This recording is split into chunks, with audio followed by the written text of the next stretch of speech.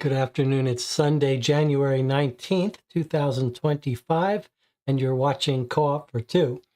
Today we are revisiting our letter from last week, playing New York Noir Improv, a case called Hungry Hearts by Matt, who's in the channel here. We've got a lot to cover this week, some apologies, some new stuff to talk about, a little discussion of where it all went wrong last week. But before we get started, let me check in with the chat, make sure everything is connected. So YouTube says 15 concurrent viewers. I believe there were 20 last week. That means 5 people have decided after my performance last week that they were done with it, which is a shame, but we'll get to that in a second. A little bit of bookkeeping first. I did post 3 new reviews to the channel since last week. A review of Hunted Killer's A Wealth of Murder, which I loved. A review of the big epic print and play game by John Keane called Razorhurst Blood Alley, which I also loved. And then an overdue review of On Circus Grounds, a very well-regarded escape room game that I didn't quite love. It was okay, but I didn't love it. So that's what's been up. I'm running out of my backlog of reviews, so I'm going to be getting back to some live streams in the coming weeks. There is a Board Game Geek Guild for this channel. On that guild, there's a thread where we discuss and plan scheduling. Jonathan Warner and I have been talking about doing a little bit of a science fiction marathon in February, maybe first weeks of February. You can see one of the sci-fi games behind me, Murder on the Moon, but I have a couple others, so maybe we'll try to get in a couple plays of that. I think I'm going to start playing a new threat, Curse, for the Seventh Citadel. I've been itching to get back into a little bit of exploration vibe. So I think I'll probably be doing that on not much notice. I'm not sure anyone really wants to sit with me through another 20 hours of another Seventh Citadel quest. But if that sounds interesting to you, you might jump on the Board Game Geek Guild or on the Discord server for this channel to coordinate with me when those playthroughs will happen. They'll be late at night. All right, so let's talk a little bit about where we are in this case, what happened last week, what we're doing this week. So before I talk about what happened, let me just give you a little rundown of what we're going to do today. We're going to go through last week's letter again, and we're going to submit our final solution, which is what we were supposed to do last week, but we hit a bit of a bump in the road last week. We hit a cipher that I didn't handle well, and I'm going to talk a little bit about that. But today we are going to look at that deciphered code, and we are going to make our final recommendations, and I could use your help in coming up with those. But before that, we're going to read, I don't know, before that or after we recap the letter, we did get a new double-sided letter from Wiggins.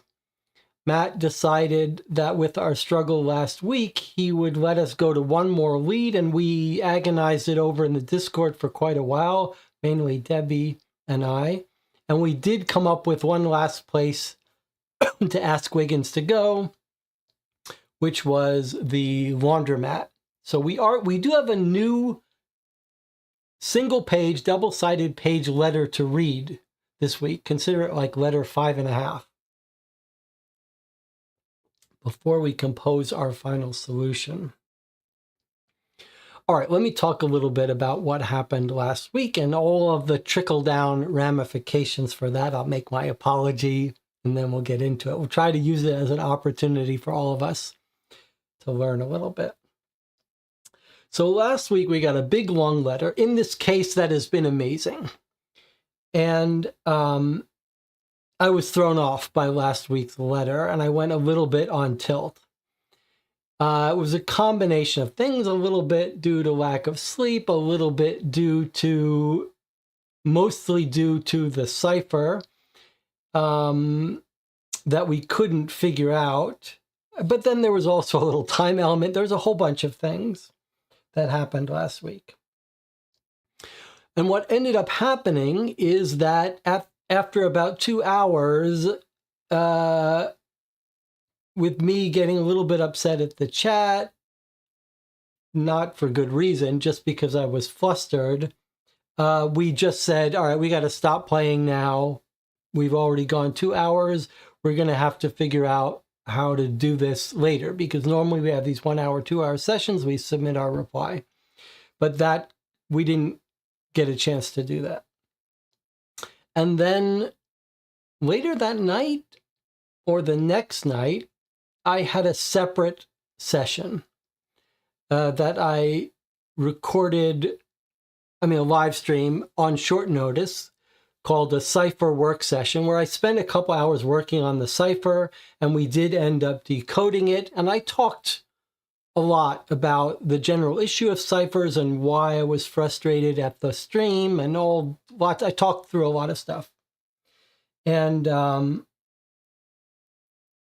so if you're curious, you want to watch me work through the cipher that I'm going to present the solution for today and discuss issues in ciphers and all that, you could watch that live stream if you want. I did actually, spurred on by that experience, go and write up a little essay on the use of codes and ciphers in mystery escape room games. And I posted this to the Board Game Geek Guild for Co-op for Two, a link to this if you're curious. But I just talk about what makes ciphers pleasant or unpleasant in these kinds of games. This is mostly written to authors of games who are considering adding ciphers and codes into their games, and some recommendations about how to do that and how to think about doing it. So you can see I was actually quite this issue of what happened to us and what went wrong with the cipher struck a nerve with me. So that happened. And then Debbie and Matt messaged me on the Discord and basically said, you know, all of this is true, what you're saying. And I mean, I take blame for getting frustrated when I shouldn't with the chat. But in talking to Debbie and Matt, it suddenly hit me that I had completely missed the most important thing and completely really let down Matt and let down the channel. And that was, there's a lot of discussion when I play games on this channel. I get mad at the designers of puzzles all the time, and I yell at and I complain about stuff. But what I was reminded of, which I had completely forgotten, is that I really completely ignored the whole point of this improv game. That this is supposed to be an experiment, a safe space for Matt to experiment. And the letters and the quality have been so good that I completely forgot what we were doing here with this totally novel experiment where Matt is writing like 8 pages on a 2 days notice without any playtesting, anything. So the whole point of these experiments that Matt has been so generous in doing and creating for us, which have been so phenomenal, was that this was supposed to be something where if things go wrong, we roll with the punches and do our best to work around it. This is not supposed to be a professional, polished game. And what happened was when we encountered that cipher that was harder than it should have been, I should have gone right to the chat, and Matt was here and said, how do you want to handle this? What should we do? You want to give me a hint? Do we not want a hint? Instead of being a spoiled brat about it. So I really let down Matt, who's been so generous in creating this case for us. And I really feel bad about it. I know he's taken it with a grain of salt, and we're all sort of, I mean, we're learning. But this really was a wake-up call to me that it's one thing to get angry about a published game from a paid profit big company with playtesters. It's totally another thing to not have dealt with it differently, given that we're supposed to be playing an improv case. And all I had to do was go to the chat and say, what should we do? How should we handle this? And I just totally forgot. The case has been so good that I totally forgot. Okay, so now, with that said, we've talked to Matt about the cipher, and it was much harder than expected because of one thing. So let's look at that cipher for a second, and I'll show you the solution, and we'll talk about what went wrong. So here was the cipher we got. If you want to watch me discuss all of this and what inferences can be made, you can watch that 3-hour cipher work session. But the real punchline is the moment we saw this, we made all the right conclusions, that these were going to be cipher offsets, that it was going to be a triple repeating, that the first letter was going to be an offset by 4, the second letter was going to be an offset by 5, then the third letter is going to be offset by 12, and then back to 4, 5, 12, 4, 5, 12, and this was 3, 3, 10. We got it. All of my instincts were 100% correct, except for one problem, which is when Matt used a tool to do the enciphering, he used a Vigenère cipher, which is a known cipher. And normally you use letters to offset. You write a keyword, and then you offset by letters, and the first letter is a 0. So the way Matt changed these numbers into letters to put them into the online tool to create the ciphered message meant that this 3 went in as the third letter of the alphabet, which is a C, which is an offset of 2. So basically, all of these were off by 1. in terms of when I was decoding it. And in fact, I found a nice little discussion by Martin Gardner about how he calls that, when you offset by numbers, a date cipher, date shift cipher, but they're all the same family. The Vigenère and the date shift, and there's a Beaufort, are all the same basic idea. You have a repeating set of offsets that treat it like a Caesar cipher, but they cycle through. Anyway, point is that because he used numbers and the online tool wanted letters, when he converted this to letters, these were all off by 1, which meant that my instinct of what to do is exactly right, but it's off by 1. That tiny little off by 1 totally made the results uncomprehendable, and it took hours to figure that out. All right, so that's that. But we have now deciphered it. And I'm going to show you what that deciphers to, and we're going to talk about it. But I'm trying to think, how shall we do this? I'm going to take a new attitude about when I get stuck. In fact, Debbie told me to create a new thing. Let me see it, if I can bring it up. If I get super frustrated in a game, I'm going to try doing this. Let's see what happens.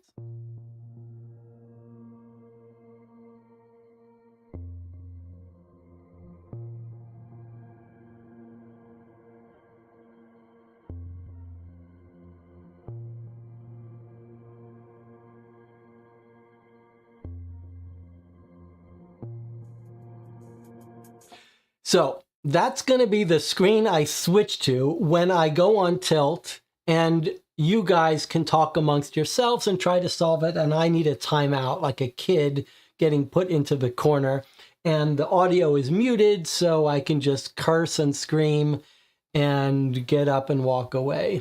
And I'm going to try to be better about not getting... I got to find something else to get angry at instead of the channel, since the channel doesn't really deserve my ire. All right. So the question I have for you now is, we've got 2 options. We've got a new letter from Matt, a single page, going to the one lead that we asked him to go to extra. But that lead is based on a clue in this letter, in the last letter. So I don't know if you want to go through the last letter again to do a little recap and then look at the new result of going to the place that was mentioned here, or do you want to read this letter first and then recap? What do you think?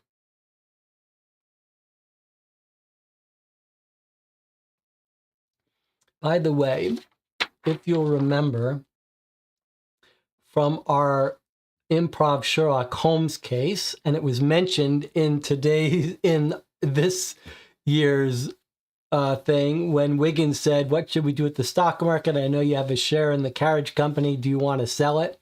This was the stock share we got a year ago when we played Matt's previous case. You can see it was made out to me in the Harrington Whitcomb Carriage Company. Rob helped create this beautiful looking chair, and I have this normally on my wall, but I have just taken it down to show you today that we decided not to sell. We're going to hold on to this for another 100 years. All right, Debbie says, I think you should read the new letter. All right, so we're going to read the new letter. I guess we'll let Debbie decide. I will just point out what we discussed. So we sent some guy the break-in. We'll look at this in a second. And we asked him to look for smoky clothes because we think Cunningham set the arson fire. We tried to find evidence of it. And we had some guy break in, Duddy Brooks. We'll come back to that in a second. But he said, I didn't smell any smoky clothing. There was a jacket, a coat, gray trench coat that not only didn't it smell smoky, it was spotless. He ruffled through the trash and found a receipt for the Pearl Street laundromat. Rookie mistake. Okay. So Wiggins wrote to us and said, I'll go to one more place. And we considered. So the places we considered were going to the laundromat to see if we couldn't get someone who remembered him bringing in a smoky coat. That would be pretty good evidence against him. We did also find the Financial Crimes NYPD office is down in the financial district. Considered sending Wiggins there to loop them into the financial case, but then we figured that'll keep. We'll recommend he do that at the end of the case. I found something towards the end that I thought was a brilliant observation.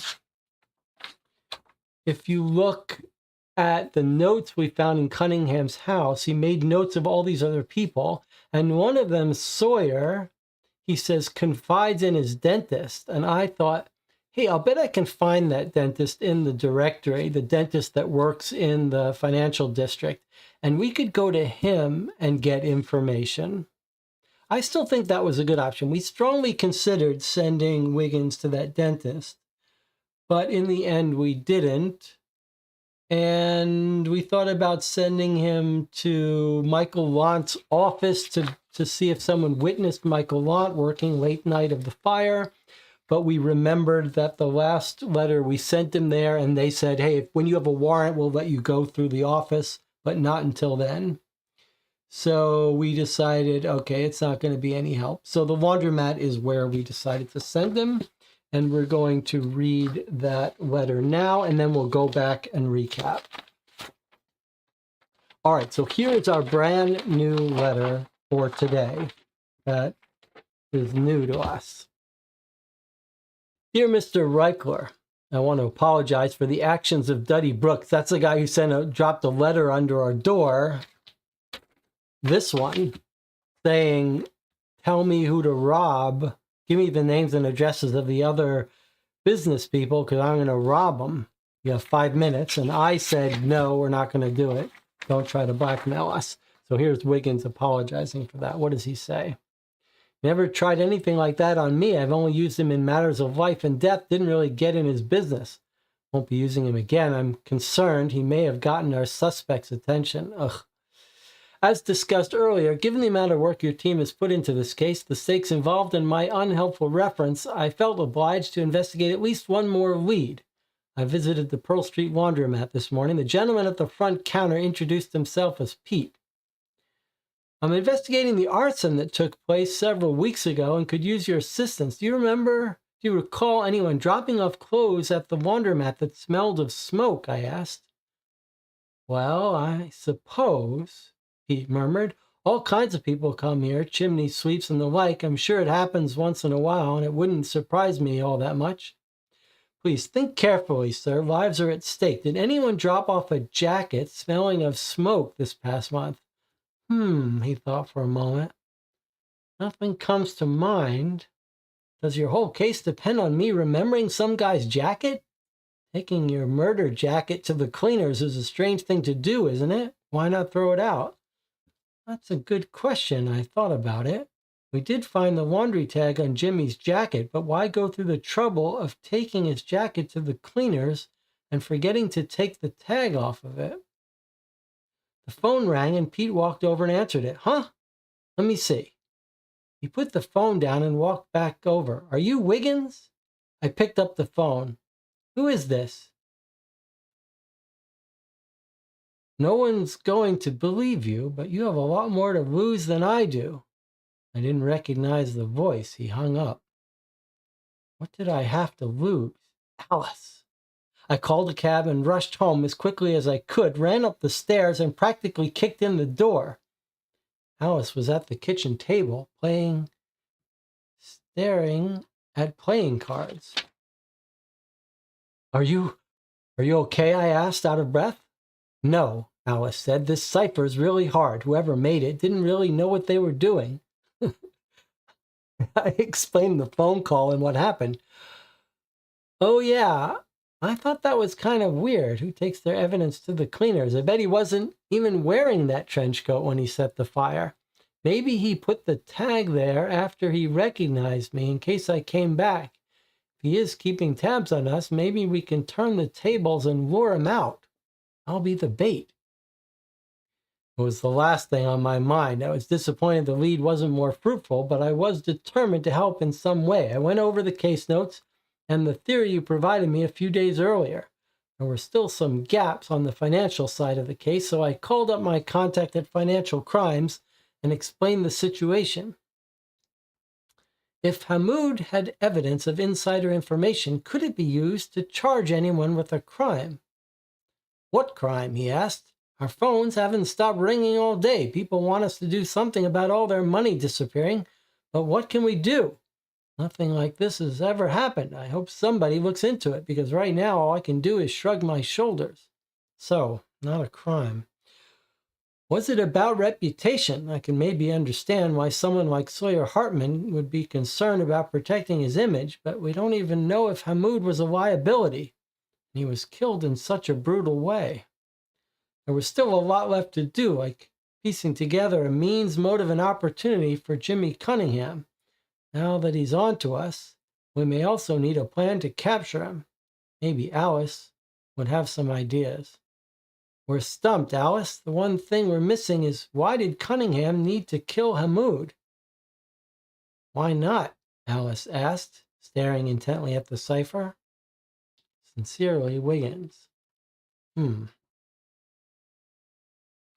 All right. Well, I don't know. These last letters, I felt like we were on top of this case for a long time, but these last letters have made me feel a little less confident. So we're going to go through the letters again, and we're going to try to come up with our theory. This is our last chance to do our best guess at solving this case.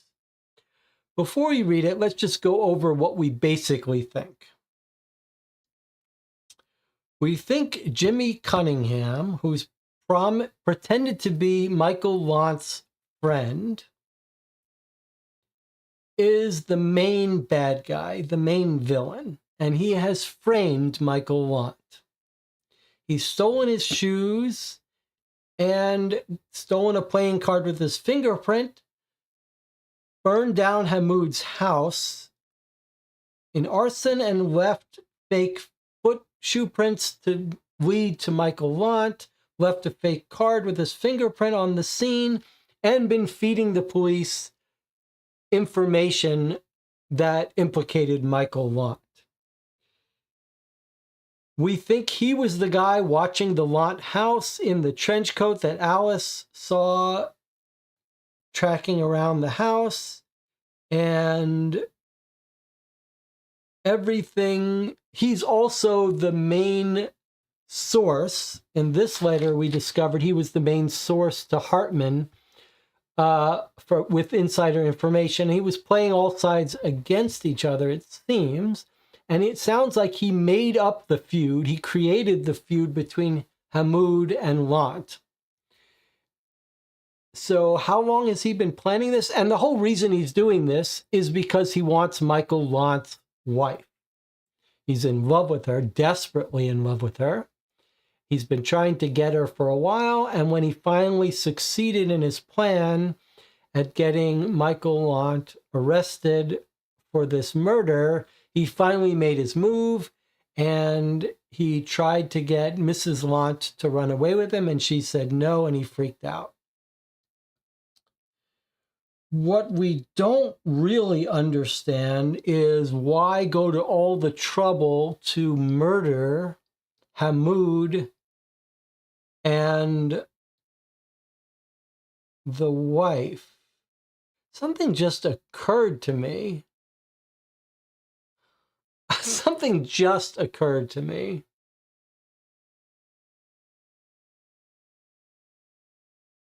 Wow. Something just occurred to me. Okay, Debbie Levy says, we need to know specifically why it was Hamoud who had to be killed. All right, that's exactly right. Why kill Hamoud and his wife?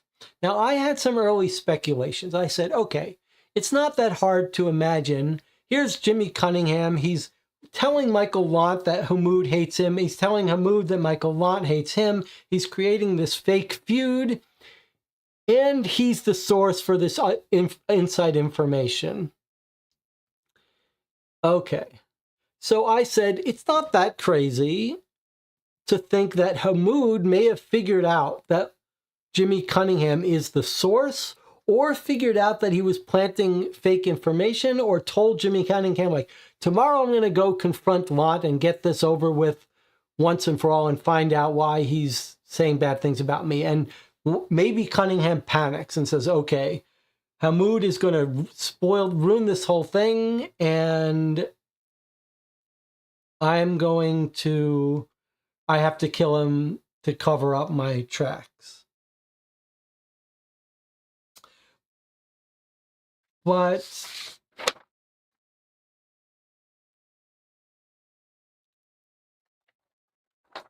something just occurred to me. This is a really good example of having tunnel vision. This is a really good example of having tunnel vision. Imagine I come to you and I say, these two people were killed in an arson, right? And you say to me, okay, now we have to figure out why someone would want to kill. Why did someone want to murder both of these people? The husband and the wife. Seems very gruesome. What's the flaw in that logic? What's the flaw in going from A to B? There's been an arson. Hamoud and his wife were killed, burned alive in the house. And then you say, therefore, we must figure out why he wanted to kill this couple. What's the flaw? Where's the problem there in that premise question? What's wrong with that? What assumption am I making that is, I'm assuming it's murder. It's certainly assuming worse. No, it's not that I'm assuming it was him or assuming it's murder. It's that I'm assuming that was the intent, that the arson was set to kill this couple. But we should not be jumping to that conclusion. What if the whole plan was just to have this fake fire that would get Michael Lant arrested and disgraced, but he never actually intended to kill Hamoud? That makes a lot more sense, doesn't it? Like he wants to make Michael Lant's life spiral out of control, get arrested, break up with the wife, and swoop in for the wife. Maybe this was really not about murder at all. And it was just about, he's been setting up this feud between the two men. And the last piece of his puzzle is to get Michael Lant arrested for attempted murder, creating this fire. Who's to say that Cunningham actually intended to kill this couple? It's possible, as I said, that Hamoud discovered something, confronted Cunningham, and was going to go to the cops or was going to go to Lant. But isn't it also quite likely that Cunningham really wasn't trying to kill these people? I mean, fires get out of control. People set fires all the time and people get killed, and they didn't really mean for anyone to get hurt. In fact, part of the reason why it was such a mystery to me is I was thinking, why not just kill Lant? Like, if you're willing to commit murder and you want the wife, it seems easier to just kill Michael Lant. But maybe he wasn't trying to kill anyone at all. Maybe he was just trying to frame Michael Lant for attempted murder. Anything to get him arrested and out of the picture. That seems more plausible to me now.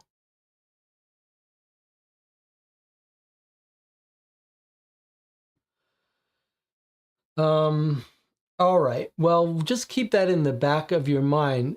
Debbie says, what was the significance of the playing card? The whole significance of the playing card and the shoes are to put him at the scene. No, he set the fire. It was clearly arson. He broke the window with glass. He lit rope. He lit gas canister. But he may not. How he would know that these. But maybe he didn't intend these people to kill. Wasn't it Hamoud who had the life insurance policy? Whether he had a life insurance policy or not, I don't see how that helps us. That doesn't help us either way. All right, well, let me go through these letters again, and we'll just point out any interesting thing. We're very sure that it's Cunningham, except this last letter just makes our life more complicated, so we'll have to think about that. But let's go through these letters here. Okay, Wiggins says, we're just going to remind ourselves what our letter from last week said, and then we'll come up with our best theory. That's all we can do. I have to wonder, though, we spent so much time investigating bankers and stockbrokers. Did any of them know? As much as I wanted to refuse your request for Alice, so-and-so. Okay, we've reached the end of our case. If you could summarize your findings in a letter, submit it to me. I'll pass it along to Detective Cohen and point him to release Michael Lott. And anything we want to Lott's employer. Hopefully we can uncover additional evidence that will help him get his life back.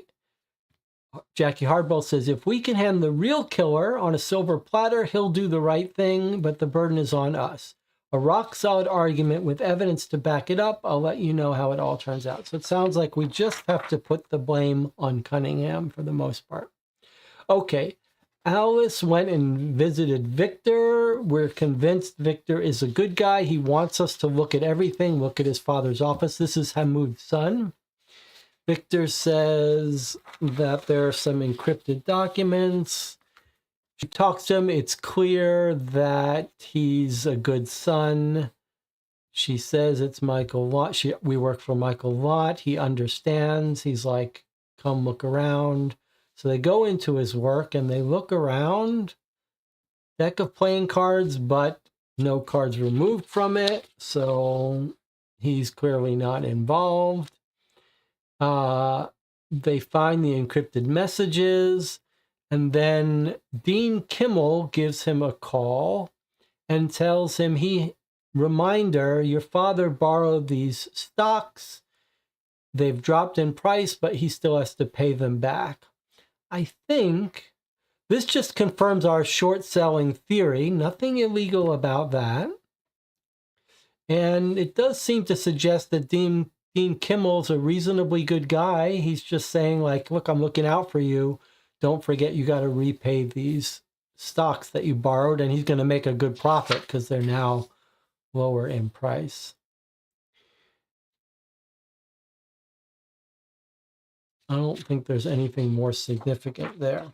Okay, then we got our encrypted messages. So how did those decrypt?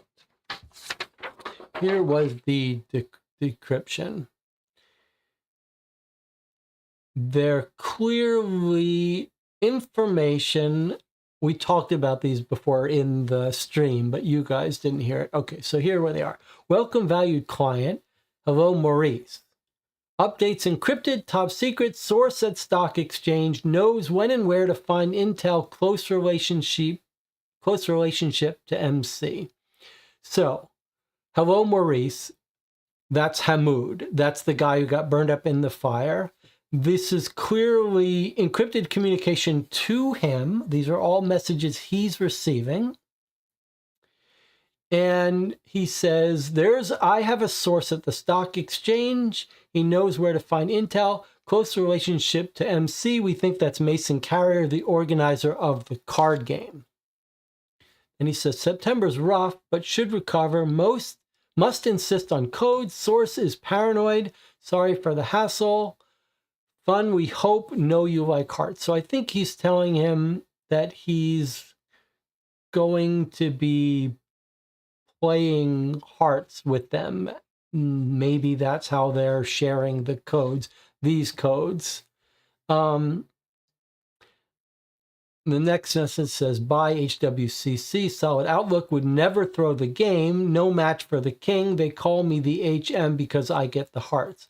So they're talking here about a possible, somewhat about, I guess probably Maurice Hamoud said to the person who's writing these, did you throw the game last week? And he's saying, I would never throw the game. I'm no match for the king. They call me the HM. We were thinking this is Heart's Master or Hartman. I think it's Heart's Magnet because I get the hearts. But it sure seems like what we've got here is the person writing this letter is Sawyer Hartman. Remember, we ran into Sawyer Hartman before. He's the guy who's the big shot, has clients, and he basically said, if you want to invest $1,000 with me, I'll give you this top secret intel that I get from my sources. And it looks like that's what's happened. Hamoud has signed up with Hartman to get this information. Maybe he has to come to this card game to get the codes each week. But here they are talking. And here, next thing he says, new market intelligence, verified in person, bank directive is warn top clients. So this is, again, Sawyer Hartman that works at the bank. And this guy is subscribing to this newsletter. Hamoud is subscribing to Hartman's newsletter, which has given him intel on the market. And Hartman is saying, I've got a source who's paranoid. And he's got insider, and he's got good information. Paranoid, that's Jimmy Cunningham, we think. Now, I'll show you why we're pretty sure this is Jimmy Cunningham. Then he says, market turmoil ahead, may not recover, plan of action, borrow the railroad. DK will borrow AT&T. So this is Hamoud grabs the railroad. DK is Dean Kimmel, who's another client of Hartman, is going to borrow AT&T. Source has interested parties. Okay. And then, okay. Next message, he says, source found missing ticker tape in ML office. This is our client, Michael Lant. Sad, not worth your time. Now, we struggled with this one. First of all, we're fairly certain the source is Cunningham, and I'll show you why in a second. But skipping this message for a second, let's go to the last message here. Nerves of steel, almost there. Intelligence is solid.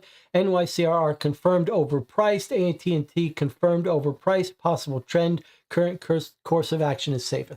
So basically, this just confirms the financial scheme they were all working on, which isn't strictly illegal, which is to buy stocks when they're priced too high, borrow the stocks when they're priced too high, you sell them, you wait for them to drop, then you buy them back and then pay them back to whoever, give them back to who you borrowed them for. So you make a profit based on the drop in value.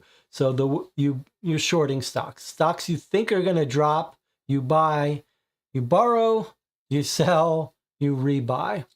You don't need to know the details. The point is you profit when stocks drop in value, which is exactly what they're doing, which is what these tips are telling him about, which is confirming it. So it seems like Dean Kimmel and Michael Hamoud are both clients of Hartman, who's arranging all this. All right, now, this message threw us for a loop. Source found missing ticker tape in Michael Lant's office. Sad, not worth your time. So remember, Hamoud and Michael Lant are feuding, but we think Cunningham has created this feud. So what we think is that Cunningham is lying about this. What we think is that Cunningham stole the ticker tape,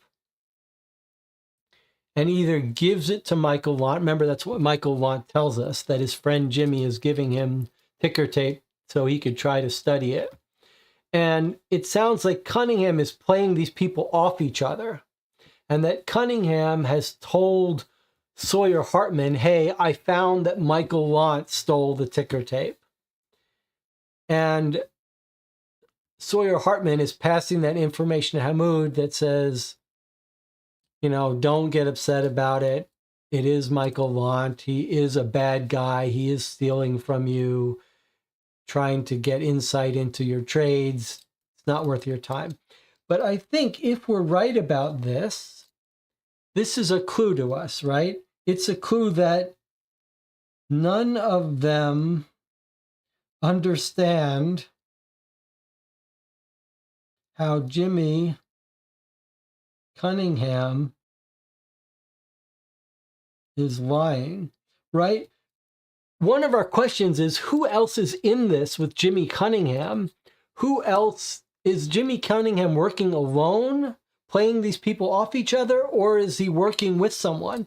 And I think every little piece of evidence we get seems to suggest that Jimmy Cunningham is doing this all on his own.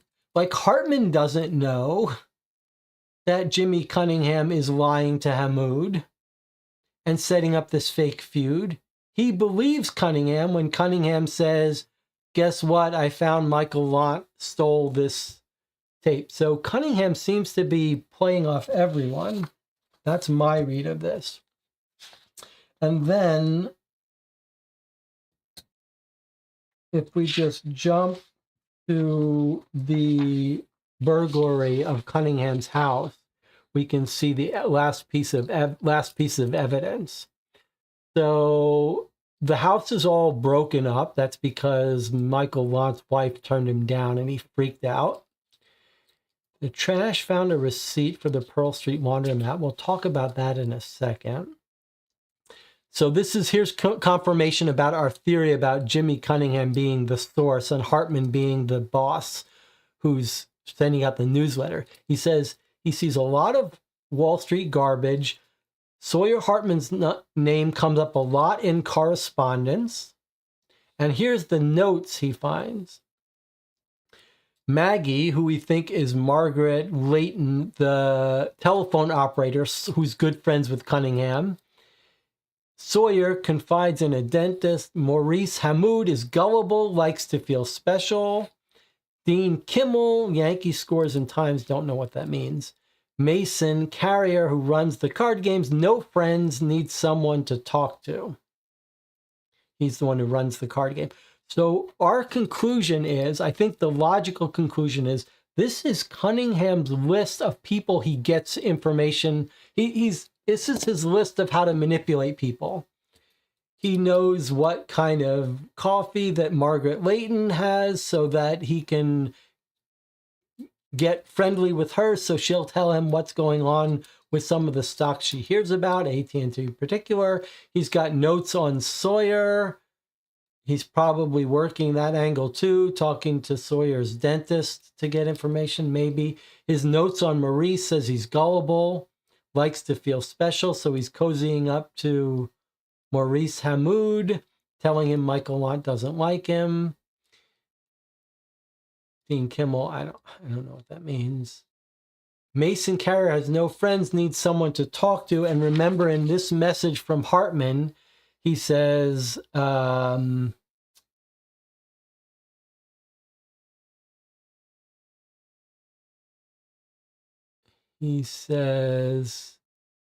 he says he's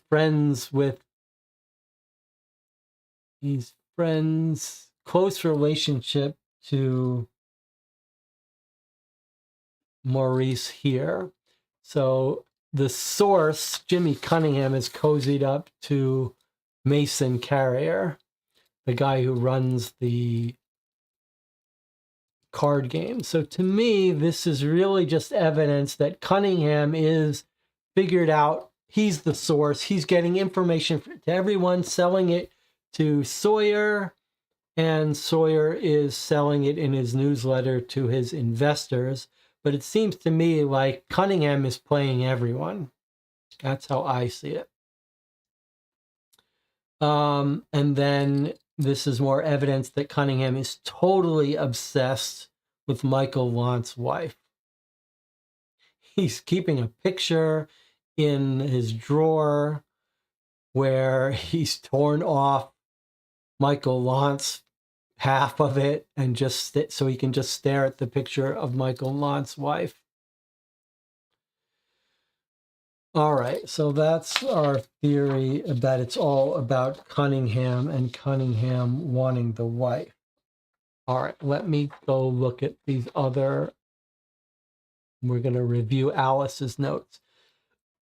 So Alice says, yeah, I knew that Jimmy Cunningham was trouble. She says, it's a big step up in my detective career.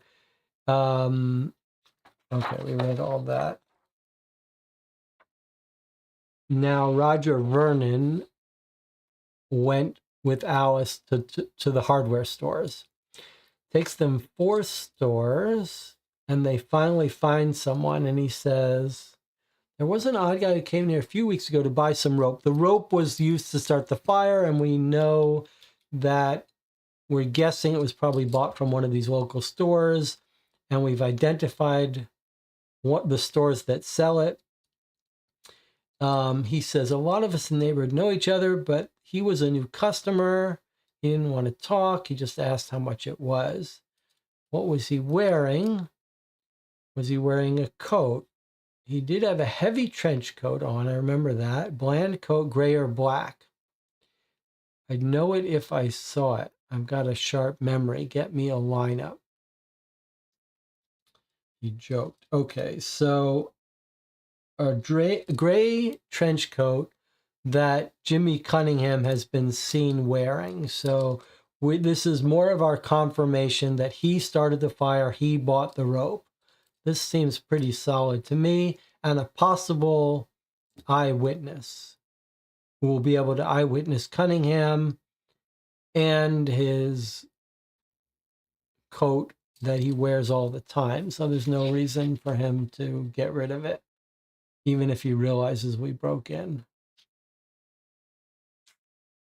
And then Hardboil talks to the wife and gets her to basically admit that she was fooling around a little bit with Jimmy, and then he tried to push it and go too far, and she said no. He kissed me, I didn't stop him, so on. And then right at our last confrontation was when she told him she wasn't going to run away with him, and he tore up his whole place in frustration. And Hardboil was smart enough to say, Lant, Miss Lant is going to stay with me because it's not safe. So that's where things are left. Now, so let me give you my gut level instinct here. My gut level instinct is that there's no real financial crimes that we're going to be able to catch any of these people doing. Hartman is running a newsletter where he gives information from his source. His source is Cunningham. It's possible Cunningham is breaking rules by getting information from the phone operator, Margaret Layden, but I'm not even sure that's a crime. So I'm not sure there's any crime, any financial crime going on there. Let me now read back this new letter to see if I can understand anything that's going on in this new letter. He goes to the laundromat. I was sure he was going to have gotten his jacket cleaned of smoke. Nothing comes to mind. Maybe, I don't know. And then he says,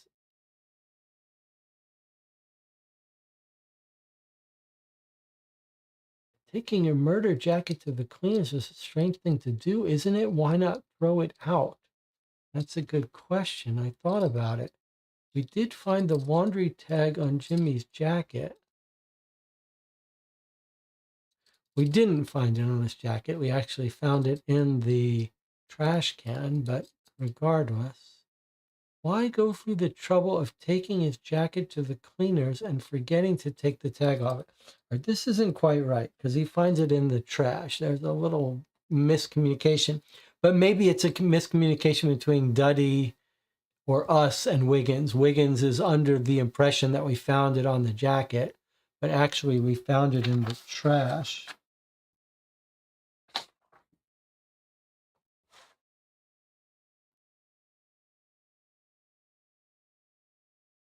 Jacket didn't smell. Actually, the coat was spotless. I ruffled through the trash and found a receipt for the Pearl Street laundromat. Okay. So Wiggins just thinks we found it on the jacket, but we didn't. We found it in the trash. Then he gets a call by someone who knows we went to the laundromat. No one's going to believe you, but you have a lot more to lose than I do. I didn't recognize the voice. He hung up. What has happened here? Is this Jimmy Cunningham who's called us? Is it Duddy Brooks, the thief? That's my guess, but no one's going to believe you, but you have a lot more to lose than I do. Does it sound like it's our thief? It's definitely the modus operandi of our thief. We don't even think Jimmy Cunningham is going to realize that he's been burgled. So it's probably this guy again. No one's going to believe you, but you have a lot more to lose than I do. I don't know what's going on. He thinks they're talking about a threat to Alice, but Alice is just trying to decode the cipher. And then Alice gives her advice. I thought it was kind of weird. Who takes their evidence to the cleaners? I bet he wasn't even wearing the trench coat when he set the fire. Maybe he put the tag there after he recognized me in case I came back. If he is keeping tabs on us, maybe we can turn the tables and lure him out. I'll be the bait. And then Wiggins goes to financial crimes, which is where we considered sending him, but we didn't. Luckily, he went there on his own. Okay, let's see what financial crime says. He says, if Hamoud had evidence of insider information, could it be used to charge anyone with the crime? He says, what crime? There's people going crazy about, I guess, the stock market crash. He says, not a crime. Was it about reputation? I can maybe understand why someone like Sawyer Hartman would be concerned about protecting his image. But we don't even know if Hamoud was a liability. He was killed in such a brutal way.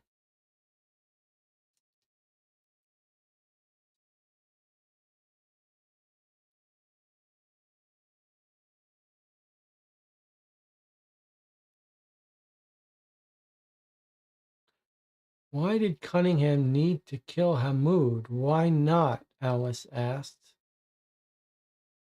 staring intently at the cipher.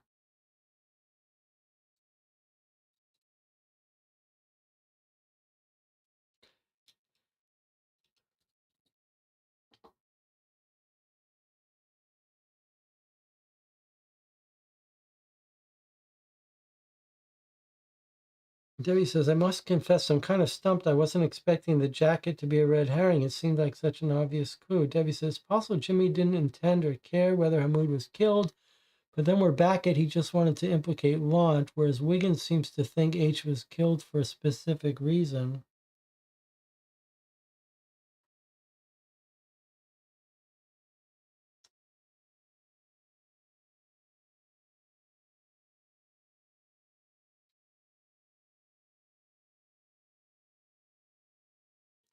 So my gut tells me we just do not have any evidence about it.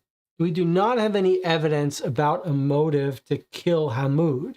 What we do have evidence for, strong circumstantial evidence, is that Cunningham did the arson in order to frame Lant. So he's just so crazed with getting Mrs. Lant, he's trying to frame Lant. Maybe he doesn't care who he kills. Maybe my new theory is that he didn't even care if Hamoud died or not. Or it could be that Hamoud confronted him with knowledge, but doesn't sound like he had any knowledge. And then my other conclusion is that there's no financial crime to get anyone for, and Cunningham is working alone.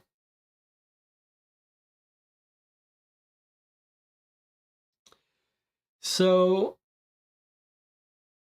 I think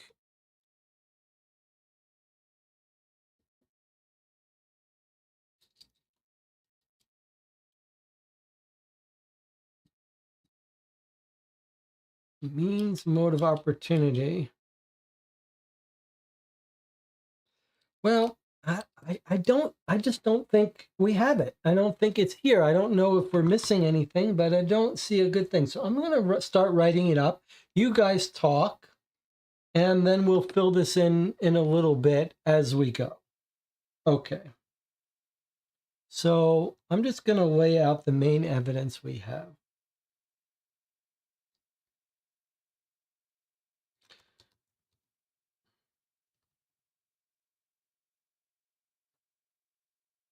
Okay.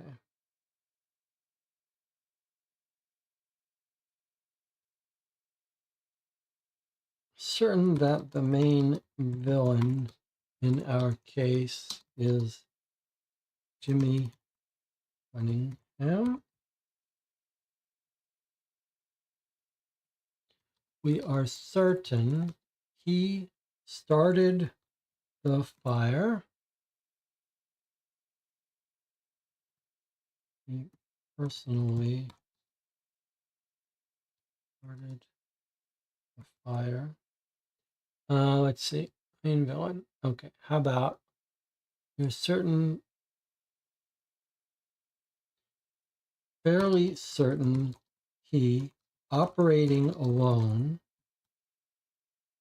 is responsible for the arson and death of Mood and wife.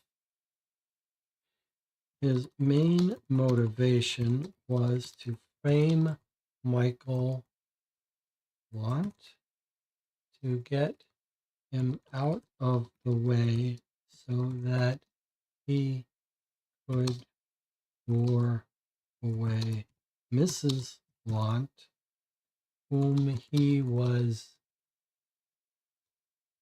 desperately and madly in love with. So essentially, what we have here is a crime of passion, the oldest story in the book. Now,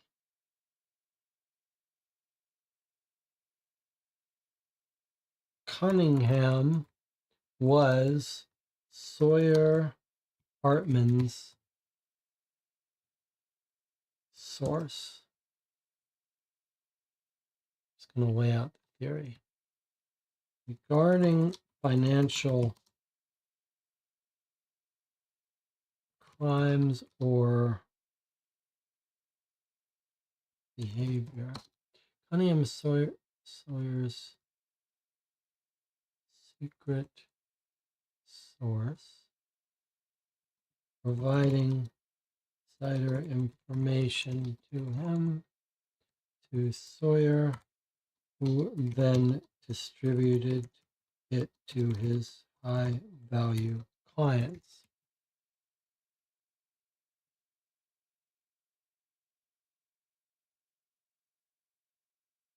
May not say crimes.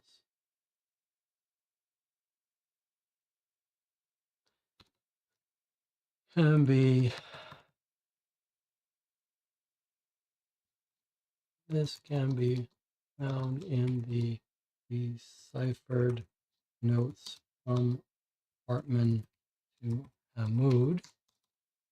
Also receiving Hartman's notes was Dean Kimmel.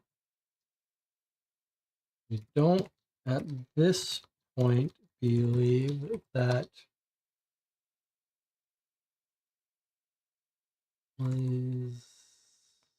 this information is a chargeable crime, though maybe some insider info was leaked by Margaret Leighton, etc. We do not believe that any of the other card players were involved in the murder of Mood.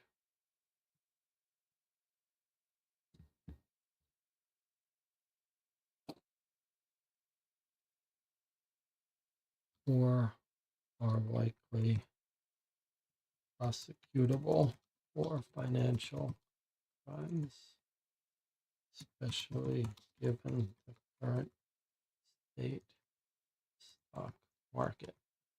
Okay.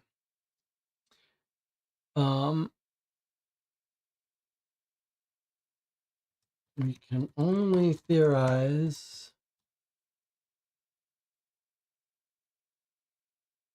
We cannot be entirely sure whether Cunningham intended to kill both Hamoud and his wife.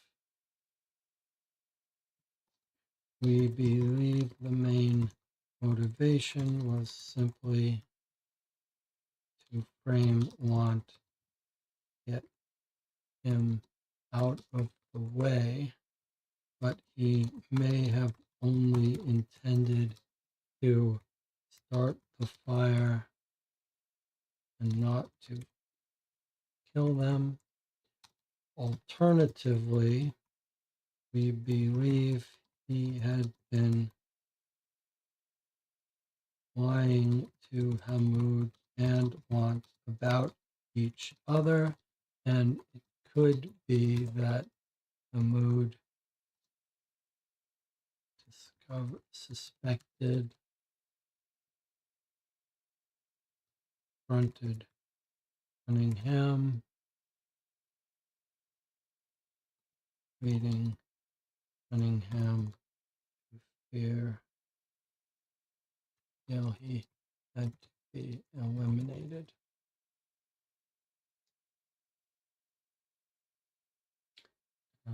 Okay.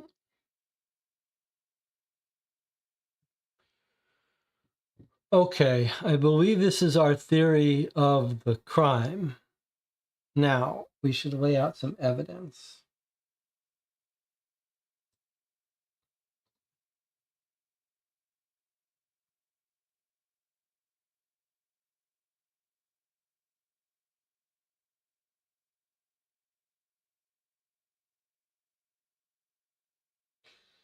Okay, what is our evidence?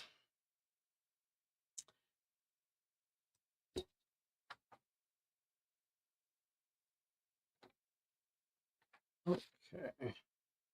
Want can confirm Cunningham's appeal for her to leave. Want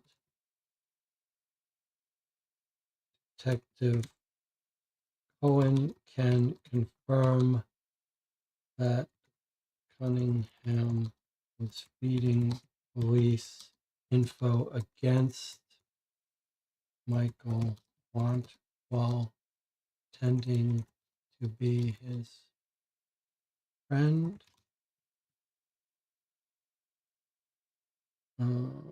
Hardware store owner remembers in gray French boat flying rope matching that found at arson scene may be able to identify Cunningham in lineup. Cunningham had keys and access to want house to steal, choose to leave at arson scene. Evidence suggests planted footprints to covered of dirt nearby. Footprints. Cunningham had easy access to card game cards.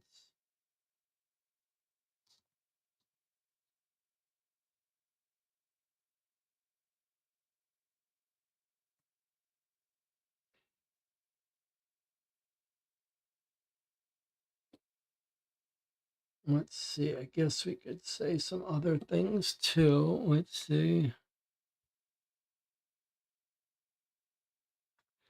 We suspect that talking to other card playing group, it will become clear that Cunningham was lying to all sides to manipulate.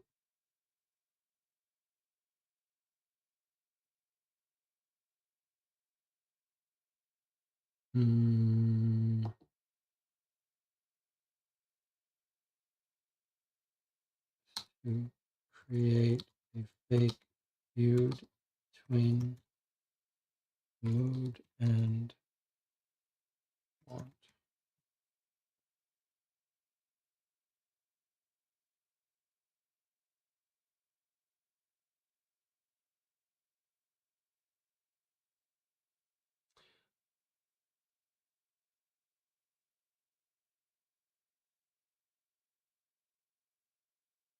I already added that. Detective Cohen can confirm that Cunningham was feeding police info against Michael Lott while pretending to be his friend. Okay, now we've got the rope. We've got Cunningham.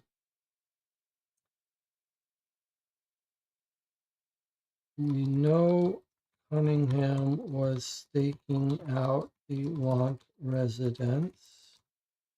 Alice saw hatching by watching house.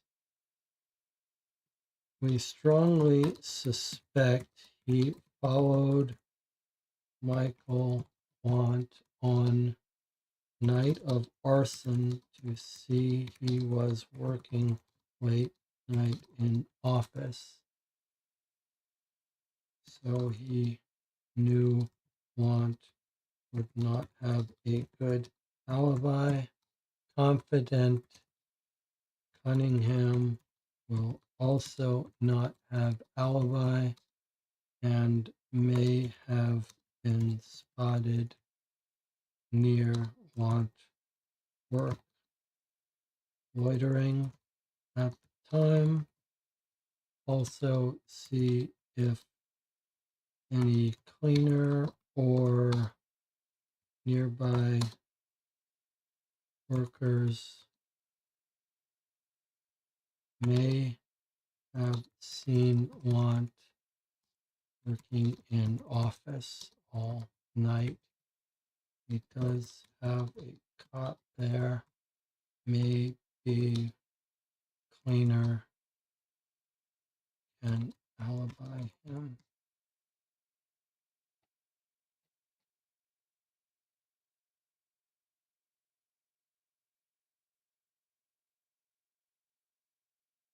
Um,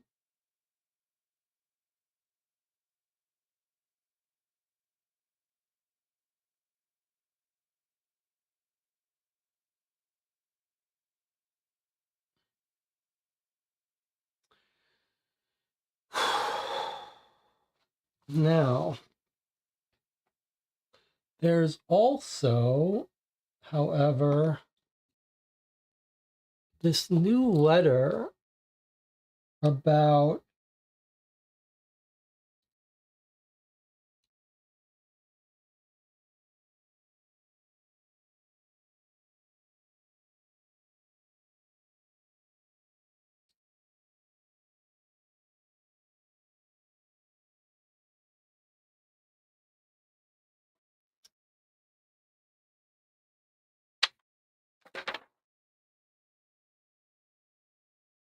I don't know what to make of this threat that Wiggins gets a call, and I don't know what to make of this receipt from the Pearl Street laundromat.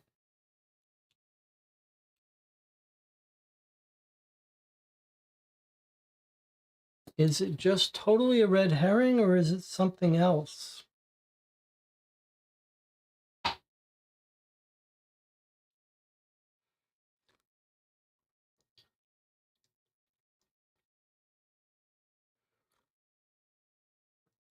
Anna says, what was with the cheating at cards? Was that a fabrication as well?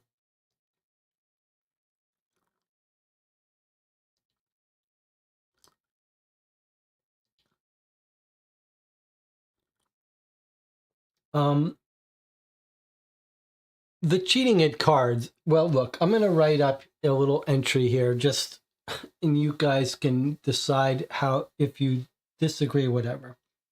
Okay.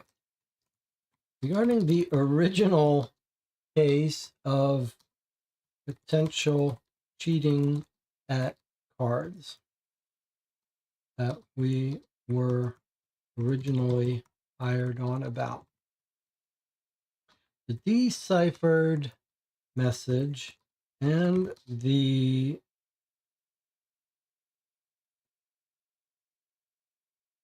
deciphered message from Hartman Hartman to Hamoud suggests that either there was actually no cheating, or that it was simply a case of businessmen trying to flatter potential clients. I mean, that's really what we've discovered.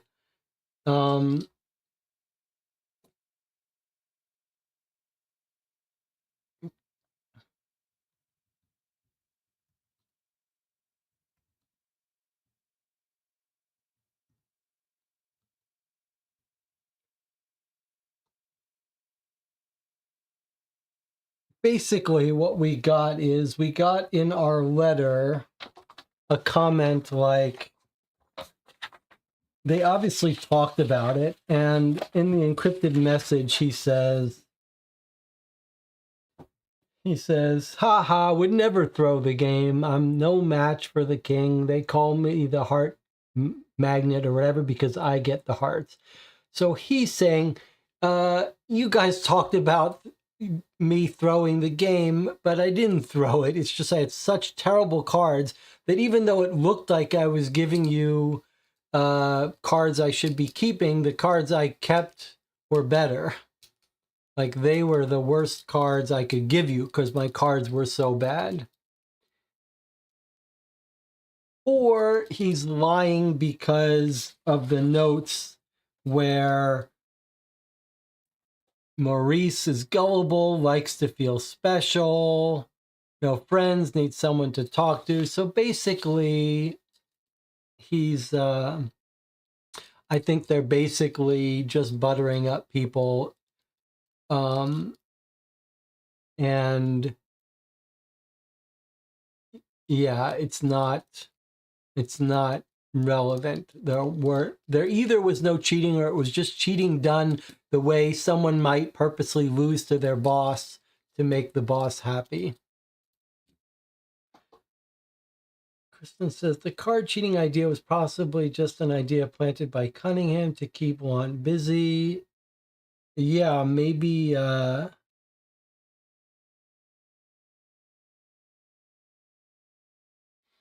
or I guess the other possibility is it's also possible that the passing of cards in the game was part of passing encryption keys for the encrypted messages, right? Because he does say here, must insist on code, source is paranoid, sorry for hassle, fun we hope, know you like hearts. So it kind of sounds like he's saying, hey, you're going to get past the codes for the messages at these hearts games.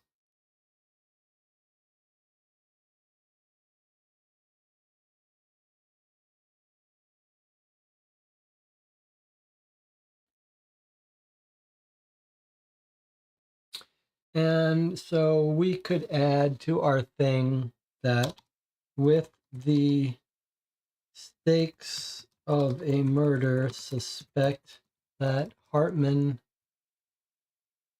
will confess all details of encrypted messages and client source information, especially when confronted with our solution of the cipher methods.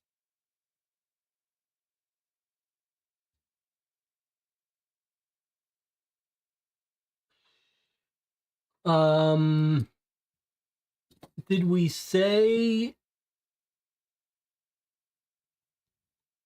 house lives in same building, had spare key?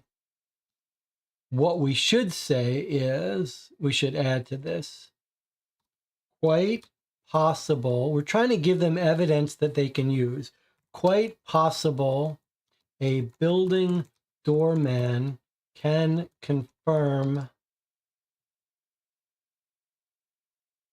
Cunningham entering want residence, entering presence want building while wants were out. I think that'd be another likely way we could catch him with the shoes.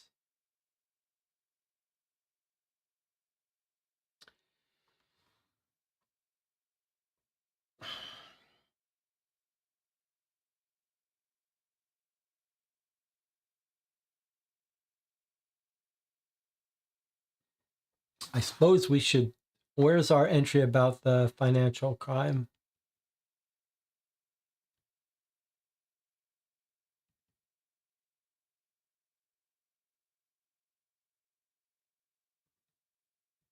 I know I said something about the financial crime not being,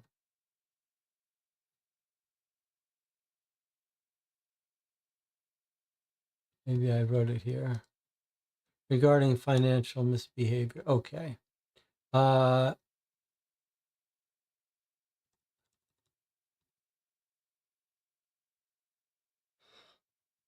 basic, let's just add it here.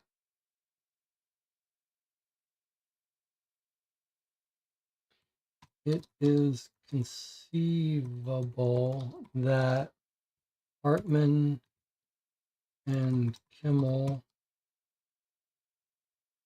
Cunningham could be charged with insider trading, though it seems unlikely. Their general MO was to short stocks, borrow stocks they knew were overvalued,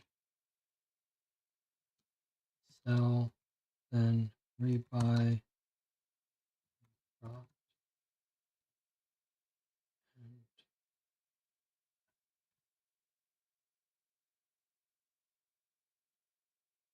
and unlikely financial crimes may want to consider.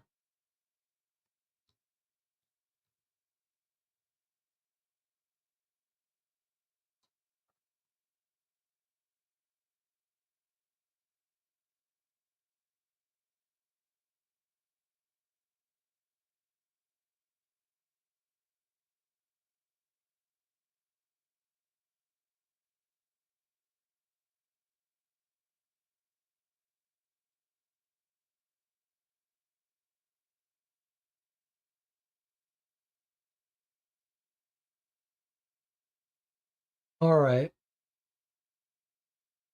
So we can clean up some of this in a bit. I'm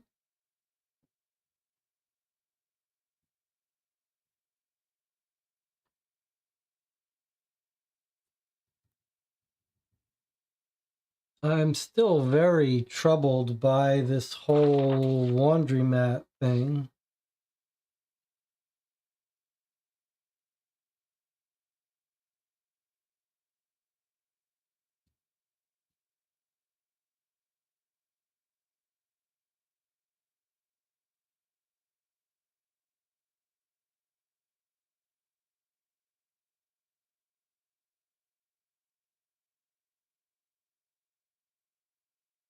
Any theories about this laundromat?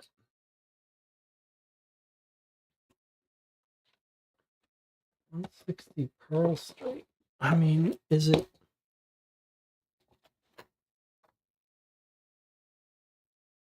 there any way we don't have information about it?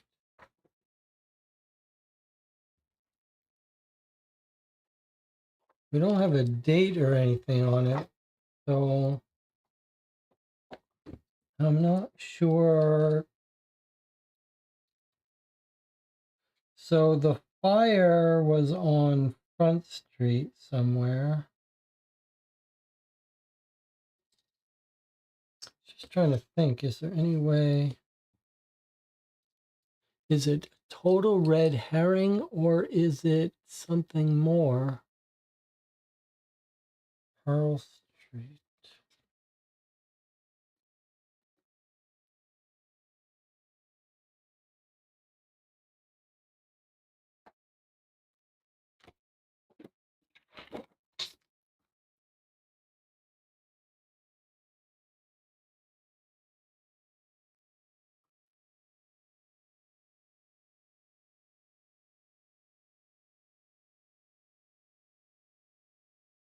Pearl Street Laundromat is on 212 Pearl Street, 27 block.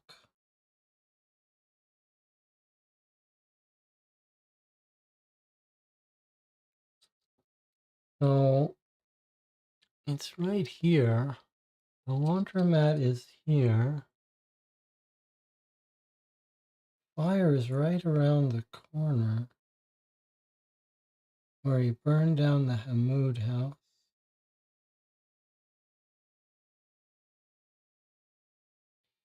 Is it possible that that receipt is going to have a time on it that would put him near the scene of the crime, near the scene of the arson?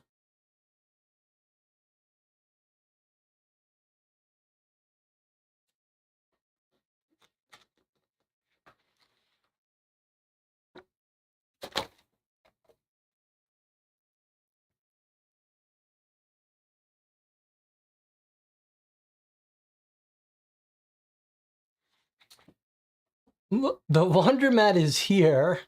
The Hamoud house is here that burned down. They're right across the street.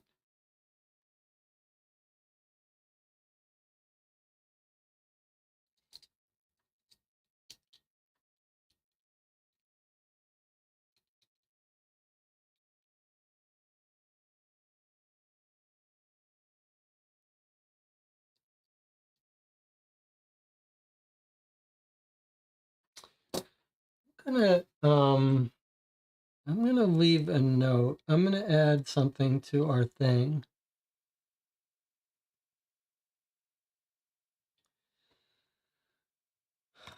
Mood house that burned down in arson on 60 Front Street. I believe that's right. I believe it was 160 Front.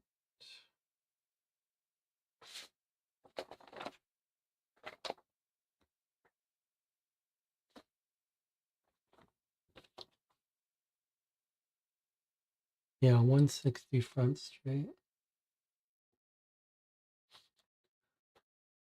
Okay, so I'm just gonna say that is right across the street from Pearl Street,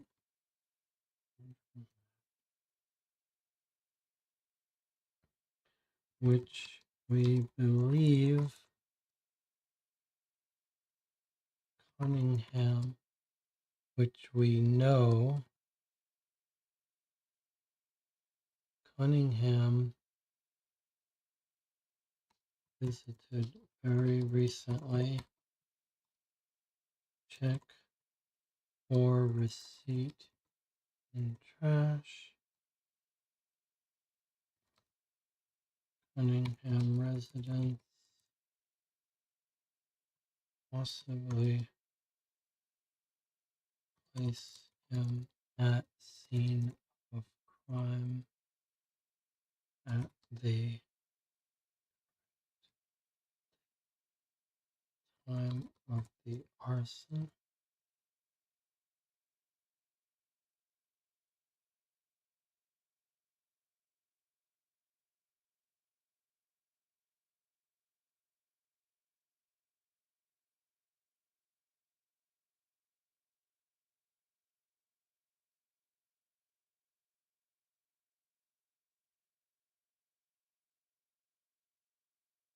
Is there any reason why?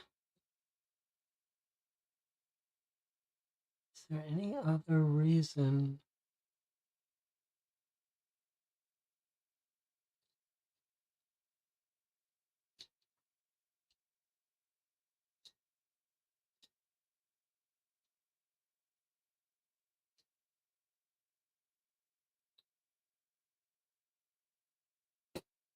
I'm going to add another thing that I wish we had asked the break-in guy.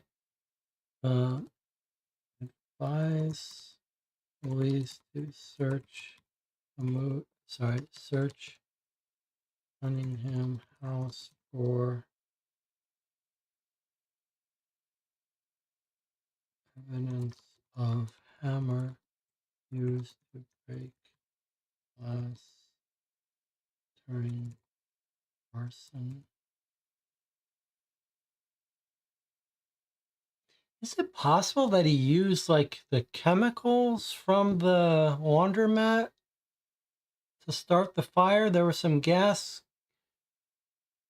cans or something that were used for the arson, but we couldn't source those.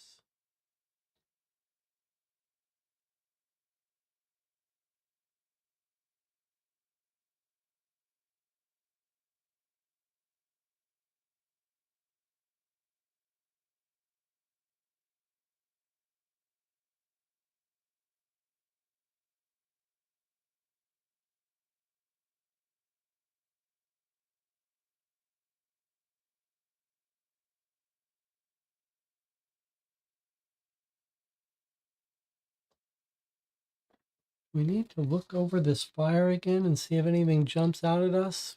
We haven't read this in a while.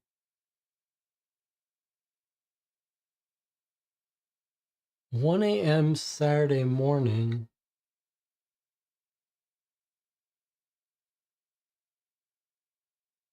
1 a.m. Saturday morning. That's gonna not work unless the Wondermat is open 24 hours. That's gonna invalidate our theory that he brought it in right after that.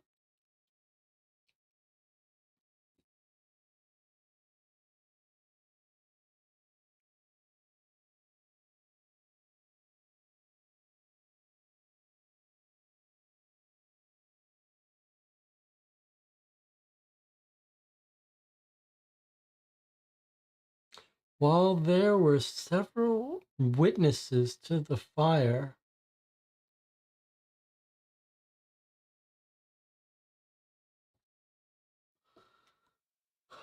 okay.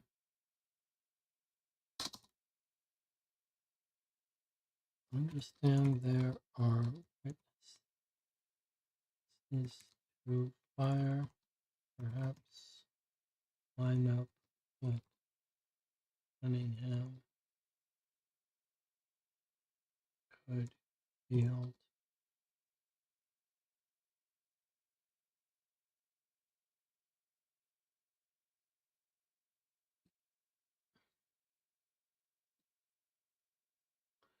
Then in our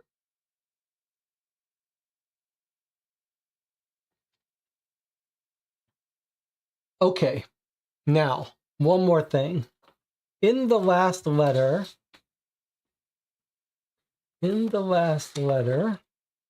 that we just got today,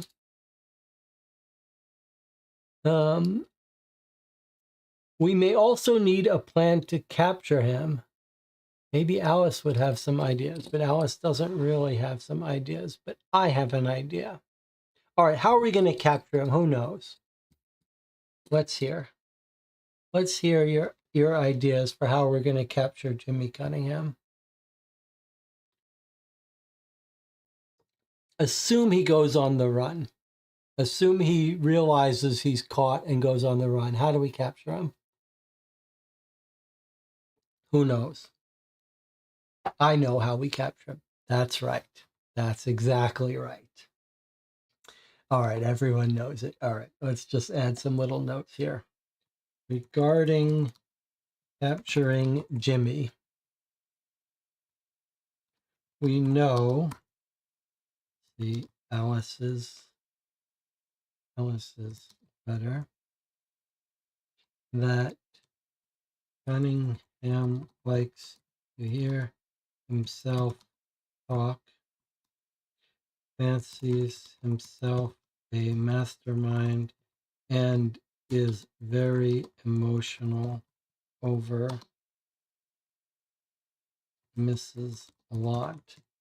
So he may confess once caught and pressured.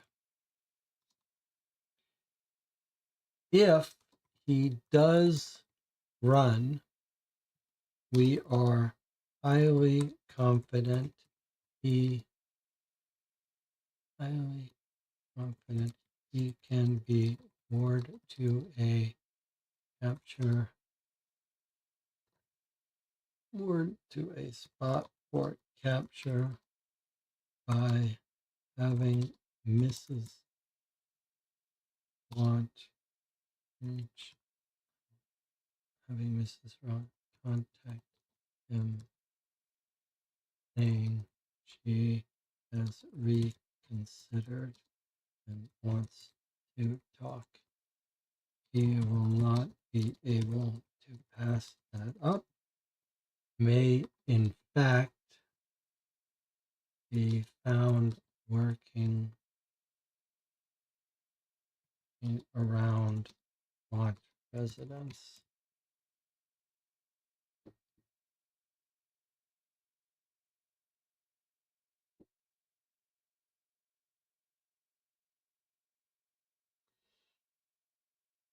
I mean, we're giving Wiggins as much as we can.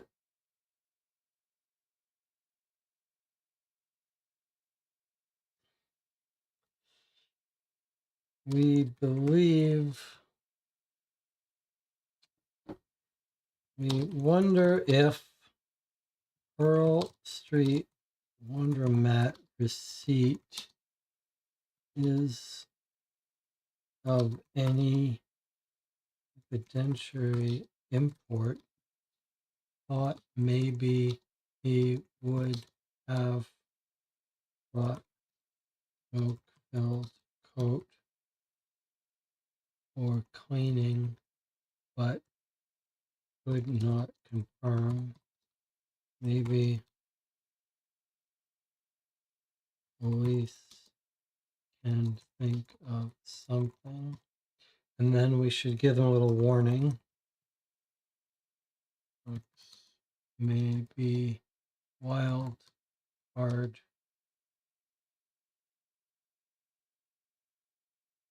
in this final days. Trust that Wiggins can talk his way out of it coming back to bite us. That evidence of Cunningham's guilt is strong enough to survive his meddling.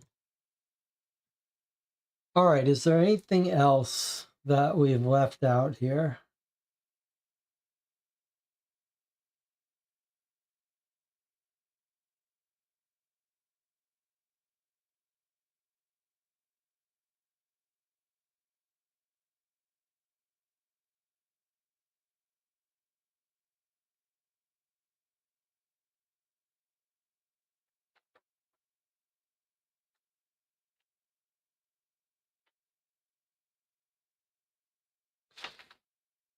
I think this might just be Duddy Brooks, the guy who threatened us and did the robbery, and he's just saying, like, if you tell the police that I broke in, no one's going to believe you and you'll lose more than I do. So I think maybe this is not, we don't have to worry about this anymore. And maybe Duddy Brooks has realized that he's just going to get himself caught and go to jail if he pushes it. So I think maybe we're done.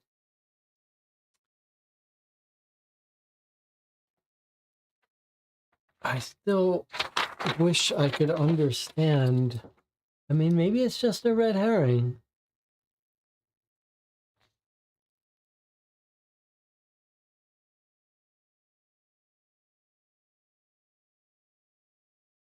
This isn't what I wanted to look at. It was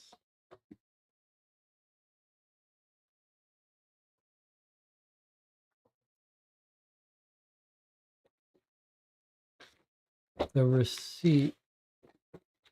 Maybe we should just look at that once. That letter about what was found in his house. I just, it's such a shame that more information wasn't found here.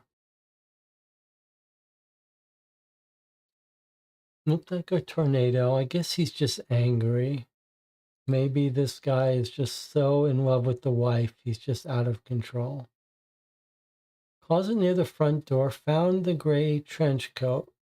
Didn't smell anything. Spotless.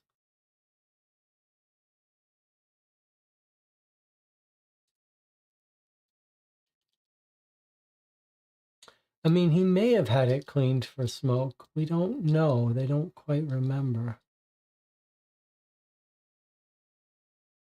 No signs of gas canisters or rope. If it were me, I'd ditch any leftovers, not keep something like that in my home.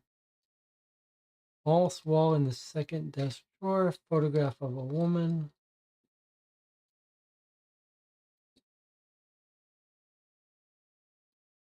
Oh, I guess we should add that though, huh? More evidence. More evidence about Jimmy Cunningham's obsession with Miss Want can be found in false all second desk drawer.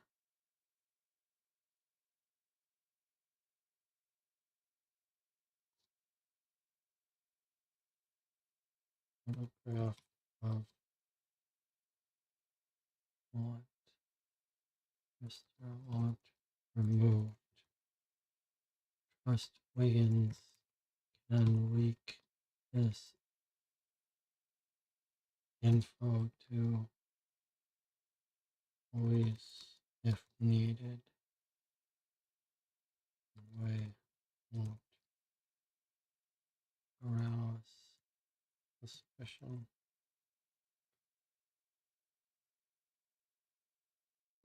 Debbie says, it just feels unsatisfying. The one thing we're missing is why did Cunningham need to kill Hamoud? And we don't really have it. All we have is speculation. Well, don't forget, he may not have even intended to kill Hamoud. I don't feel bad about that. I like the idea that he may not have cared. He just may not have cared if anyone got hurt, or he may not have thought anyone would get hurt, which is what I wrote, right? I did write that. I'm more concerned about the laundromat receipt.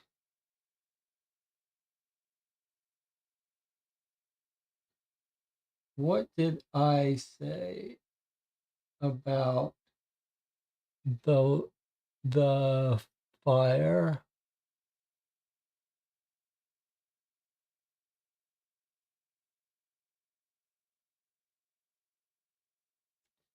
What did I say about the fire?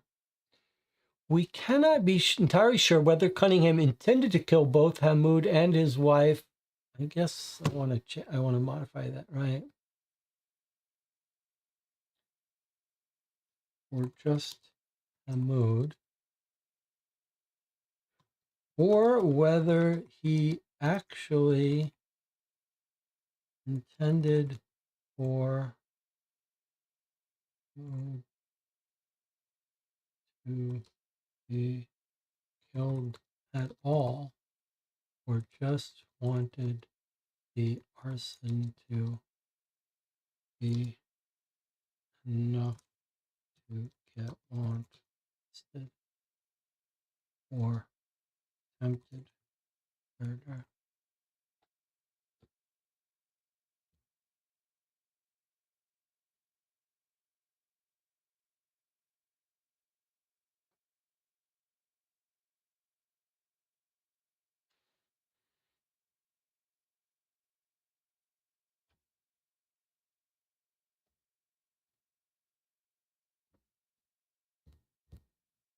All right, I think what we'll do is we've got our reply here, but the way we normally do this is we normally sit with it for a couple days before we officially commit to our final letter and give it to Matt for our final reply. So in the next couple days, if you think of something else that I haven't put in this thing, and they'll put a link to this on our Discord, some extra evidence, maybe you can think of something else that we would suggest to the police to follow up on that we want to include in the letter. You let me know. You can stop by the Discord. There's a link to that in this YouTube channel or the Board Game Geek Guild for this channel. We'll have a couple more days to put the final touches on this letter. Next week on Sunday, we will read the final solution from Matt and read the epilogue of how this case got wrapped up. Hopefully Jimmy Cunningham is in jail by then. I'll see you next week, and we'll take a look.